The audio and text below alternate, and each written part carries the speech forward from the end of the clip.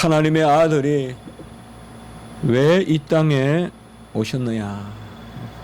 삼위일체 하나님은 영원히 한 분 하나님이시요, 영원히 함께 계시고 영원히 스스로 살아계시며 사랑이시며 스스로 자기 자신을 드러내시는데, 이제 하나님의 오묘한 창세전의 작정에 따른 섭리가 있어서 때가 참에 그 아들을, 영원하신 하나님의 아들을 이 땅에 보내주셨습니다.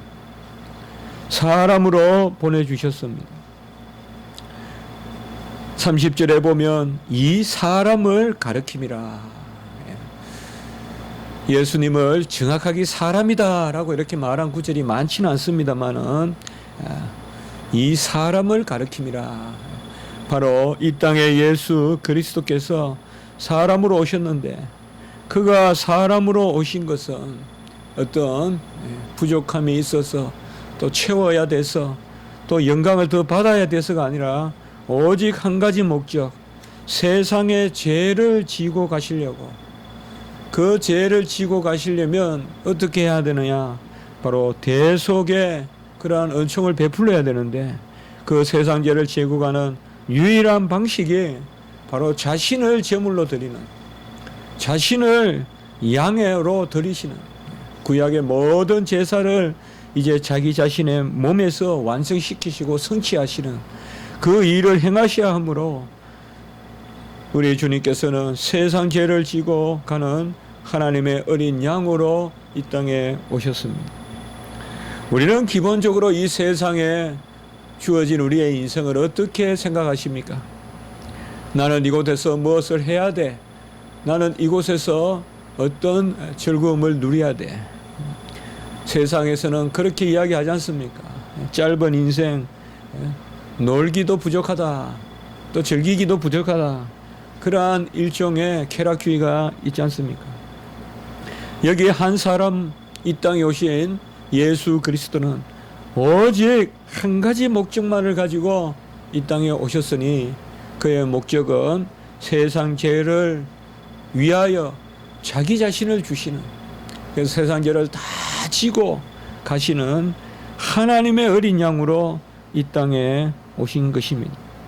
그가 세상에 오신 것은 세상을 저주하거나 심판하러 오신 것이 아니에요.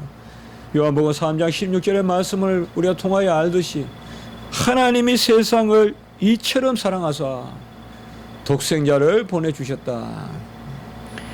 우리가 성경에서 세상이란 말은 두 가지 의미가 있어요. 기본적으로는 상당히 부정적으로 사용돼요. 하나님의 나라와 세상은 서로 배치되는 것으로, 세상은 탐욕이 있고 정욕이 있고 악한 권세가 있고 그리고 정사가 있고 그러한 흑암의 세계, 그것을 세상으로 자주 표현해요. 그래서 세상에서 이렇게 표현할 때는 주로 부정적으로 많이 사용이 됩니다. 그러나 이 세상은 또 다른 의미로 사용되는데, 두 번째 의미는 바로 하나님이 사랑하시는 곳이다. 하나님이 구원을 하실 곳이요, 하나님이 되돌릴 곳이라는 것이죠. 예루살렘아, 예루살렘아. 예루살렘은 참으로 한심하기 짝이 없고 선지자를 돌로 쳐서 죽이는 그곳이 바로 예루살렘이지만은, 예루살렘을 그저 증오하고 심판하기 위하여 우리 주님이 오신 것이 아니라 예루살렘을 위하여 눈물을 흘리고 예루살렘을 회복시키기 위하여 이 땅에 오신 것입니다. 우리가 간혹 살다 보면 내 영혼이 갈갈이 찢기고 내 삶이 찢기고 내 형편이 찢기는 것을 경험합니다. 정말 도무지 어떻게 일어서야 될지, 어디로부터 흐트러졌는지 도무지 수습이 되지 않는 그러한 일이 우리에게 몰려옵니다. 여름에 폭풍이 치면 어느 한 곳만 치는 것이 아니에요. 전체 삶을 뒤흔들어 놓고 전체 모든 그런 것을 물이 와가지고 뒤집어 놓듯이 우리의 삶도 그러한 수몰이 되고 혼란을 겪을 때가 있습니다. 그러나 그게 세상입니다. 그게 세상이에요. 그 세상을 우리 주님은 그저 탓하러 오지 않았습니다. 우리의 심령은 그저 세상이 왜 이러냐, 세상이 왜 이러냐 그렇게 생각할 때가 많습니다. 제 자신도 참 교회가 왜 이러냐 이렇게 말할 때는 많습니다. 도무지 어떻게 무엇을 해야 될지 하나님이 안타까운 마음을 주시는데 도무지 저에게서 길이 생기지 않습니다. 이 책 저 책 보고 또 도전도 받아보고 또 사람 이야기도 들어보려고 하지만은 도무지 어디에서 서성을 찾아야 되고 어디에서 길을 찾아야 될지 모르겠습니다. 막연히 하나님의 종으로서 그저 이렇게 살아서 되겠느냐라는 그런 마음도 있지만은 너무나 흩어져 있고 너무나 분산되어 있기 때문에 어디서부터 수습해야 될지 모르는, 그래서 하나님이 나는 이까지만 사용하실란갑다, 이게 내 한계인갑다 그렇게 생각할 때도 있습니다. 그러나 오늘 말씀에서 세상은 참으로 참남한 곳이고 참으로 하나님을 거역하고 선지자를 돌로 쳐 죽이는 곳이지만은 그 세상을 또한 하나님은 사랑하셨다는 것을 우리가 생각해 볼 때 정말로 이 세상에 우리를 보낸 것은 이 세상을 한탄하고 이 세상을 비판하고 이 세상을 덜쳐내는 그 일을 위하여 보낸 것이 아니라 세상의 허물을 감싸주고 세상을 사랑하는 우리 주님의 그러한 열매로서 우리를 보냈다는 것을 생각해 볼 수가 있습니다. 하나님은 이 세상을 사랑하셔서 독생자를 보내주시고 그 독생자는 세상의 죄를 지고 가는 하나님의 어린 양입니다. 잘 기억하십시오. 예수님은 향기로운 것을 맡으러 오신 것이 아닙니다. 선한 것을 찾으려고 오신 것이 아닙니다. 가장 착한 사람을 발굴하러 오신 것이 아닙니다. 교회는 바로 그 일을 해야 되는 것입니다. 정신병자를 불러 모아야 되고 문둥병자를 불러 모아야 되고 귀신 들린 자를 불러 모아야 하는 것이 교회인 것입니다. 그저 양식 있는 사람들 모여서 서로 교양을 이야기하고 서로 성격을 맞추고 성품을 맞추는 것이 교회가 아닙니다. 성도와 키재기를 하는 것이, 성도들이 서로 키재기를 하는 것이 교회가 아닌 것입니다.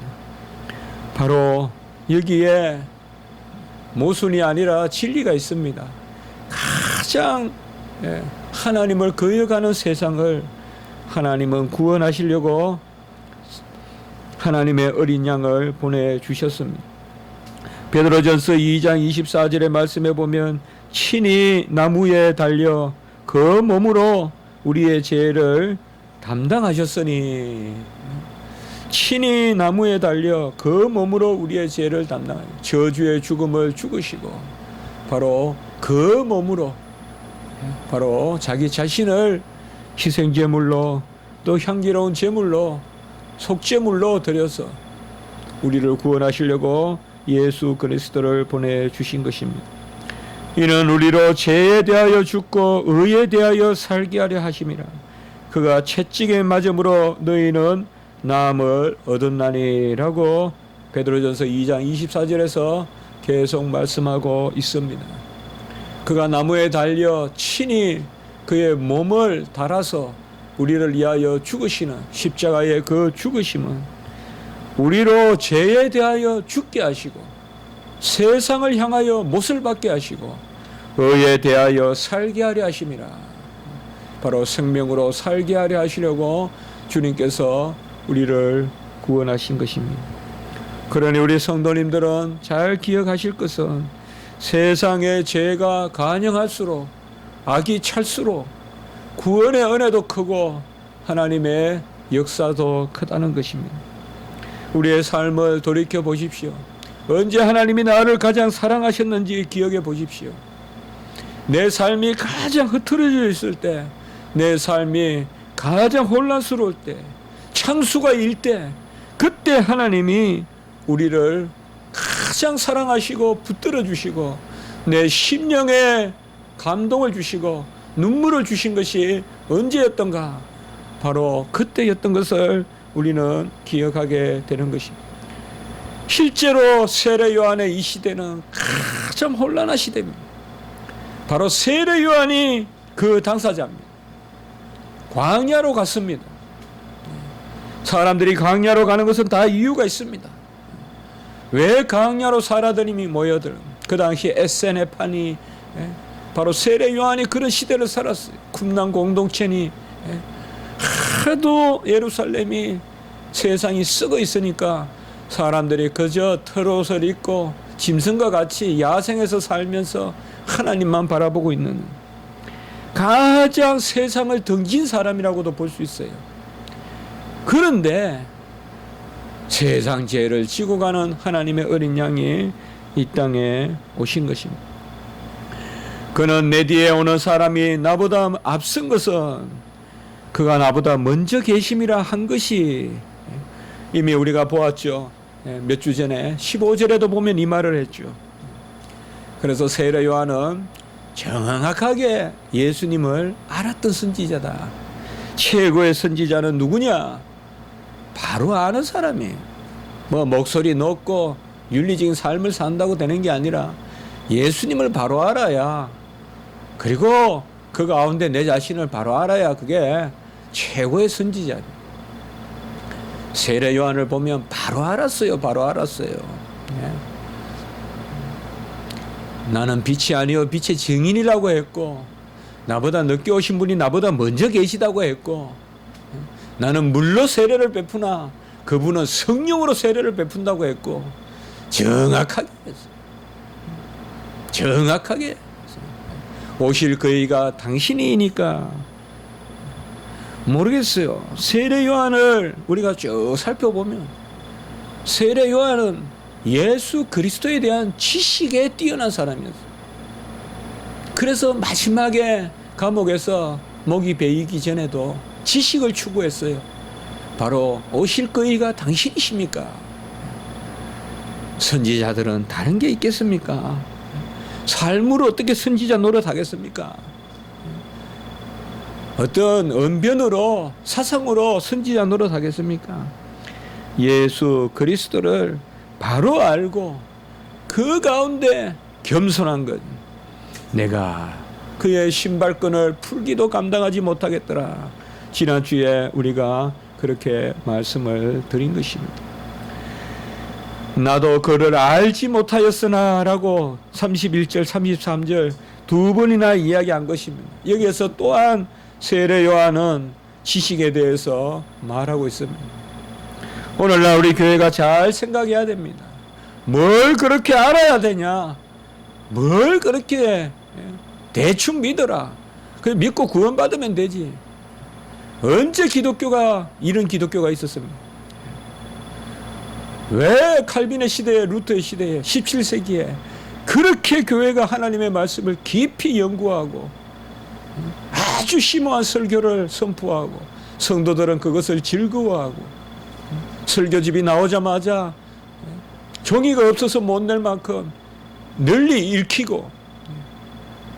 잘 생각하십시오. 우리는 그저 배우다 죽는 것입니다. 요한을 바로 알다 죽는 것이에요. 그것이 바로 세례 요한의 인생이었어요. 마지막까지 예수가 오실 거이가 당신입니까? 여기 보세요. 내가 그를 알지 못하였으나, 내가 그를 알지 못하였. 31절 33절 나도 그를 알지 못하였으나. 얼마나 겸손해요. 나도 빛이 왔으나 어둠과 같이 그를 영접하지 않았으나 이제 내가 세례를 베푼다.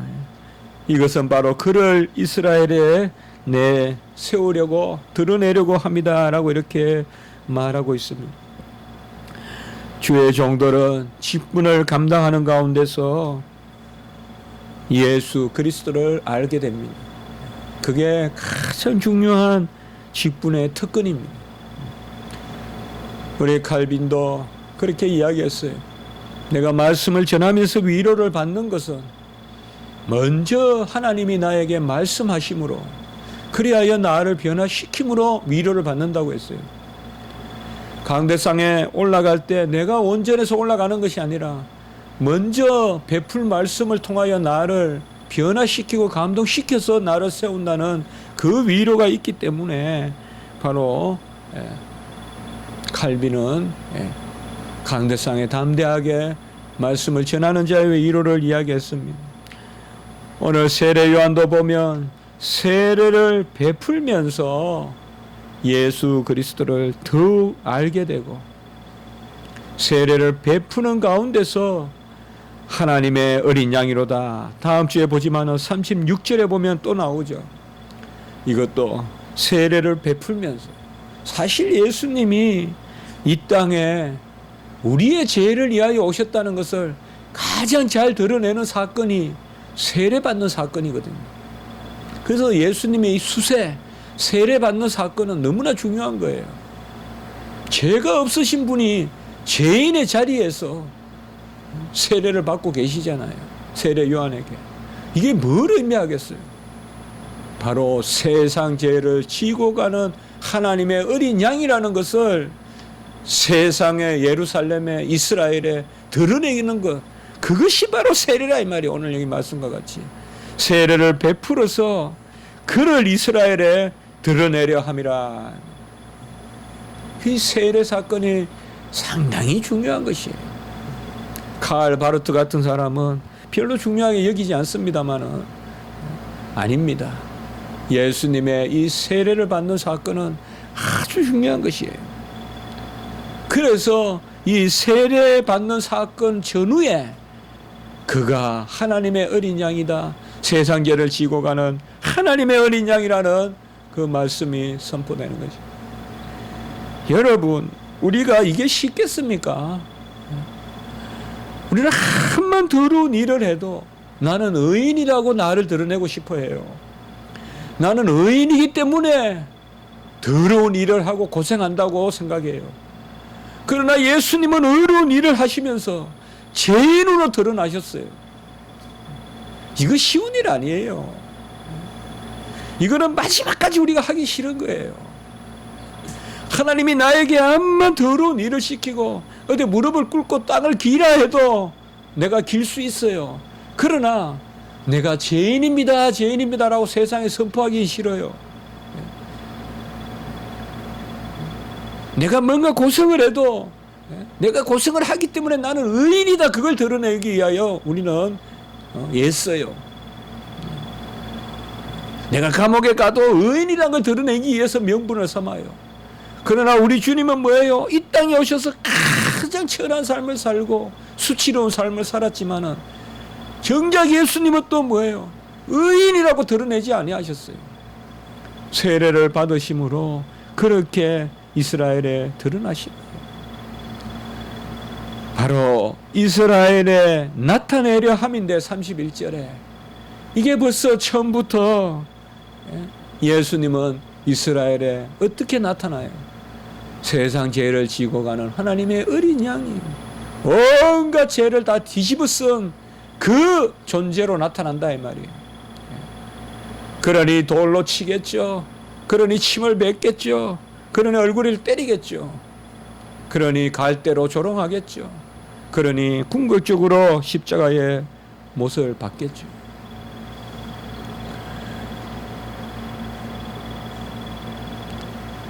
우리가 가장 마지막 마지노선은 세상이 나에 대하여 죄인이라고 돌을 던질 수도 있을 것입니다. 성도는 그때도 참아야 돼요. 그때도 참아야 돼요.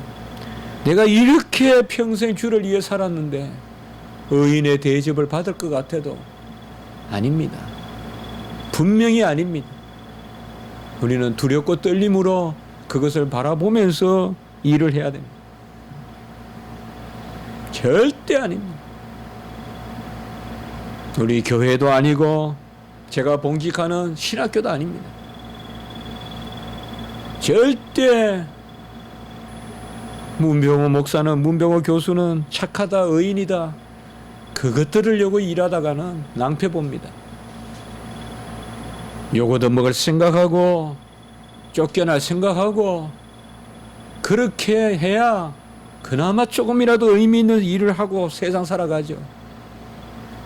칭찬받고 아닙니다.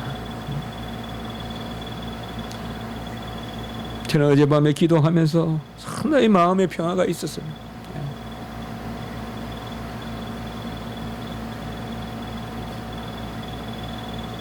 어찌 어려운 일이 사람의 칭찬 가운데 일어나겠느냐? 어찌 하나님의 큰 일이 사람의 동의 가운데 일어나겠느냐? 하나님 앞에 부끄럽지 않거든. 그저 기뻐하고 오히려 세상이 들레고 날뛰고 세상이 오히려 시끄럽들 그것을 오히려 하나님의 기회로 삼고 즐거워하거라. 왜 소자여 낙심하느냐? 어찌 하나님의 일이 세상의 동의 가운데 일어나겠네요. 우리 주의 종들도 보면 그렇거든요. 다 좋아하면 내가 잘한 줄 알거든요. 다 칭찬하면 내가 목회 잘한 줄 알거든요. 아닙니다. 절대 아닙니다. 다 칭찬하고 설교 잘했다 그러고 못한 겁니다. 100% 못한 겁니다. 못했다는 게 답입니다. 바로 주님을 드러내는 것. 주님은 이스라엘의 죄인으로 드러나셨어요. 그것이 바로 주님이 세례받은 사건입니다. 의인으로 세례받은 사람은 없어요. 세례는 죄인이 받는 거예요. 죄인의 자리에서 세례를 받고 드러나는데 그 분위에 성령이 임하였다. 우리가 마태, 마가, 누가복음에서와 요한복음의 기록의 차이는 요한복음이 늦어요. 기록이 훨씬 늦어요. 마태, 마가, 누가 또 바울의 서신보다 가장 늦은 그런 서신을 볼 수 있어요. 복음서라 볼 수 있어요. 그렇기 때문에 마태, 마가, 누가에서 말씀을 그대로 기록하진 않아요. 마태, 마가, 누가는 좀 더 사건 중심으로 기록한다면 요한복음은 또한 사건도 있지만 의미로 오늘 여기에 보면 훨씬 의미를 많이 이야기하고 있어요. 예수님이 어떻게 세례를 받았다 이런 말은 없고 성령이 그 위에 임하는 것을 보거든 그가 성령으로 세례를 베푸시는 분이다. 같이 합니다. 성령으로 세례를 베푸시느니 33절. 그래서 성경을 읽으면서 이런 것은 우리가 한번 예수님의 이름과 같이 여기면 좋겠습니다. 성령으로 세례를 베푸시느니 바로 예수 그리스도십니다. 주님께서는 우리에게 성령으로 세례를 베푼다. 이미 지난 주간에 26절에 보면 나는 물로 세례를 베풀거니와 이제 33절 같이 읽어야 돼요. 그러니까 26절과 33절을 같이 읽어야 돼요. 33절에는 뭐예요? 성령으로 베푸시는 이인 줄 알라. 그러니까 나는 물로 세례를 베풀거니와 그는 성령으로 베푼다. 실체는 성령의 세례고 물 세례는 표징이죠. 그래서 한 가지입니다. 물 세례가 따로 있고 성령 세례가 따로 있는 것이 아닙니다. 말도 안 되는 소리예요. 물 세례가 따로 있고 성령 세례가 따로 있다면 물 세례는 필요 없는 거예요. 물 세례가 성령 세례를 인치기 때문에. 그래서 오순절 순복음 교회는 잘못된 거예요. 아주 잘못된 교리가 많지만 다 잘못된 교리, 이런 교리들은. 이제 말씀을 우리가 마치겠습니다. 바로 주님께서는 세상 죄를 지고 가는 하나님의 어린 양인데 그가 하나님이세요. 오늘 34절에 보면 그가 하나님의 아들이다 이 말이에요. 하나님의 아들이 바로 30절에 보면 이 사람을 가르침이라. 이 사람을 가르침이라. 제가 이렇게 설교하는 구절들은요 상당히 신학적으로 중요한 구절들이에요. 제가 설교 때마다 말씀을 드릴 수는 없지만 그래서 잘 새기시기 바랍니다. 하나님의 아들이시면서 사람이시다 이 말이에요. 여기에서 바로 신인 양성이 나타나 있죠. 그는 하나님의 아들이시면서도 사람으로 세상 죄를 지고 간 하나님의 어린 양으로 이 땅에 오셨다는 것입니다. 우리가 세상을 두 눈으로 바라봅시다. 세상은 혼란스럽고 세상은 한심하기도 하지만 그 세상을 우리가 등지해야 될 것이 아니고 미워해야 될 것이 아니고 세상은 우리가 사랑해야 될 것입니다. 그러면 세상을 사랑하는 방식이 뭘까요? 세상에 물드는 것일까요? 아니죠. 세상을 변화시키는 것이, 세상을 복음을 선포해서 변화시키는 것이 세상을 사랑하는 방식이요. 그런 의미에서 우리는 세상 속의 그리스도인이 되어야 되죠. 세상에 속한 그리스도인이 아니라 세상 속의 그리스도인, 세상 속에 살면서 세상을 변화시키는 그러한 우리의 그리스도인이 되어야 되겠죠. 한번 기도드리겠습니다. 거룩하고 자비로우신 하나님 아버지, 오늘 귀한 말씀을 통하여서 저희들의 심령을 깨우치게 하시니 감사합니다. 세례 요한이 예수님은 누구신지 직시하고 겸손한 자리에 있으므로 여인에게 난 자 중에 최고의 그러한 사람이라는 평을 받은 줄을 믿습니다. 하나님 아버지, 우리도 평생 여호와를 알되 주님을 힘써 아는 저희들의 삶이 되게 해주시고, 우리 주님 세상에 오신 것은 심판하거나 저주하거나 또한 멸망시키기 위한 것이 아니요 세상을 구원하러 오셨다는 것을 기억하게 도와주시고, 우리도 세상을 바라보는 그러한 영적인 안목을 허락하여 주시옵소서. 이 세상이 심히 시끄럽습니다. 처처의 전쟁의 소문이 아버지여 흉흉합니다. 우리나라도 그러한 열강의 틈바구니에 있고 무엇보다 남북이 아버지여 시간이 갈수록 더 극단적으로 대치하고 있습니다.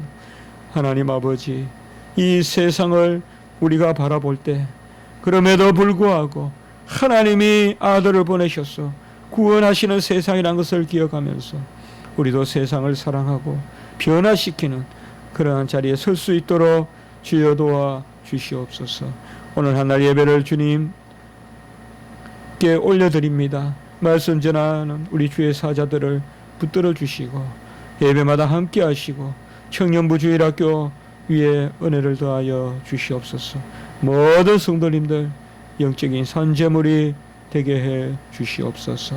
감사하옵고 구주 예수 그리스도 이름으로 기도드리옵나이다. 아멘.